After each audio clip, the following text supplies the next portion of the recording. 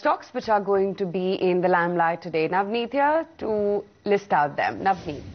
Morning, Aisha. Keep an eye on Lupin today. The company has won an appeal in the U.S. court over Teva Pharmaceuticals' drug called Seasonic, and the U.S. court has refused to revive this patent. And if you look at the market size of this drug, that's about $160 million.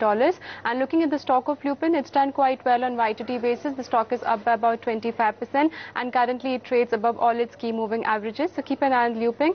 And moving on to Sri Renuka, today Economic Times paper has reported that company's Brazilian arm is looking to raise up to $350 million via a bond issue, and Credit Suisse is said to be advising the company on this bond issue. Company will be seeking board approval for the same. And looking at the counter of Sri Renuka on YTD basis, it's down by about 25%, and the counter currently trades below its 200-day moving average. There are two offer for sale lined up for today. One of them is JSW Energy. The floor price came post market hours yesterday. Company has set a floor price of about 61.5 rupees per share, which is about 5% discount to yesterday's closing price. Company will be selling about 2.82 crore shares, which would mean offloading of about 1.72% stake by promoters. Keep an eye on JSW Energy. Yesterday the counter was down by about 3.5%, and the other stock is Oracle Financial of offer for sale, which is lined up for today. If you look at the floor price, that's 2275 rupees per share, which the company has set, and that's about 6% discount